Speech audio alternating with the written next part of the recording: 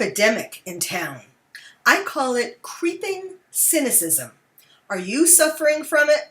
Well, here's a story I'm going to tell you, and that'll give you a clue whether, in fact, maybe it's hit you. There's a story that has gone viral about a man who, in his day job, is a president of a company.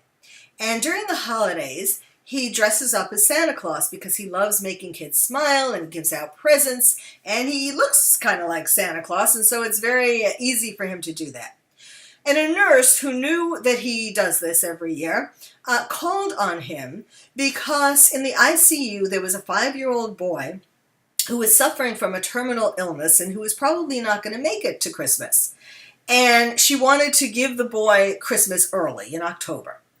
So this man came and dressed up as Santa Claus and bringing a present from his parents that, of course, was supposed to be from Santa Claus, and went into the boy's room and cheered him up and gave him the present. And the boy told him that he was more scared of missing or more upset about missing Christmas than of dying, because the boy, a little child at 5 years old, doesn't understand death. So Santa told him that when he goes up to the pearly gates to tell them that he is Santa Claus's favorite elf, and they'll let him in. And that made the boy smile and happy and calm and so on. And the boy hugged Santa and then died in his arms. Now, this man has been interviewed and telling this story numerous times. I've watched lots of videos of him on the internet. And unless he is the next Oscar-winning actor, which he should be if this is a lie, I believe him. He seems very credible to me. He cries. He's the president of a company. He doesn't need to be going around and lying to be viral on the internet. But he's been trying to protect the identity of the boy and his family and this nurse because she really wasn't supposed to let him come in and do this. Okay, so our society is getting so cynical that now they're questioning Santa and there's all this stuff, is he making this up? Fortunately, there's been at least 1 or 2 media outlets who have done a little bit more investigation and are saying that, yes, they think it is true. But the majority of people are questioning this beautiful, uplifting story. That's creeping cynicism. So why is this happening more now? Well, primarily it has to do with terrorism. It has to do with our terrorism fatigue. Things are going on all over the world that we wouldn't have believed if it was in a movie. We would say, oh, this is a cheesy B movie. These people wouldn't do these things, beheadings and so on. But it is happening, and we hear about it every day.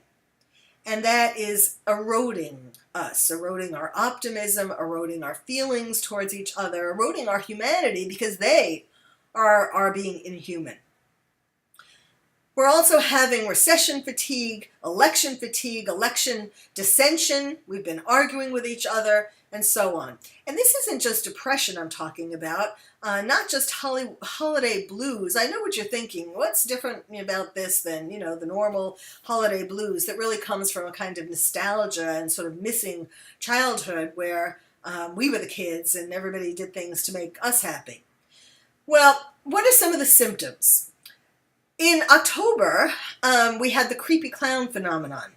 In November, we had fake news, we had the questions of election hacking, and as I was saying, election dissension, and now it's the December holidays. And I don't know about if it's true where you are, but in Los Angeles, there are much fewer holiday decorations. By this time, there would be tons of decorations. Now, the only place there are decorations and it's always over the top, is Beverly Hills. And yes, my creeping cynicism tells me that that's because they want people to come there to look at the decorations and be influenced by that and spend more money.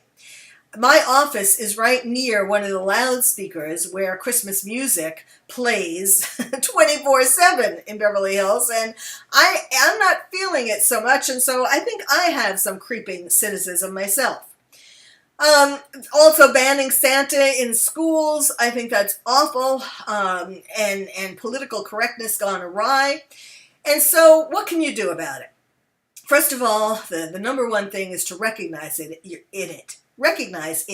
in yourself. be honest with yourself and ask yourself if you're quite as trusting of other people, trusting of the future, and or whether you're beginning to suffer from this.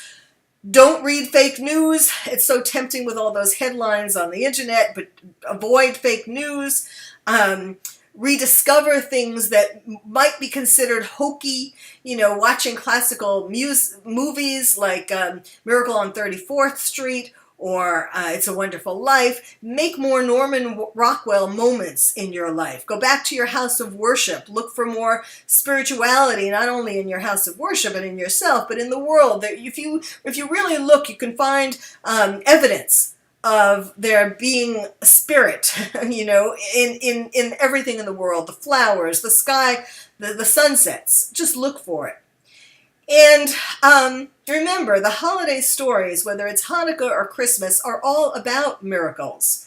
So make yourself determined to make more of these miracles in your life in 2017. And make sure you don't catch creeping cynicism.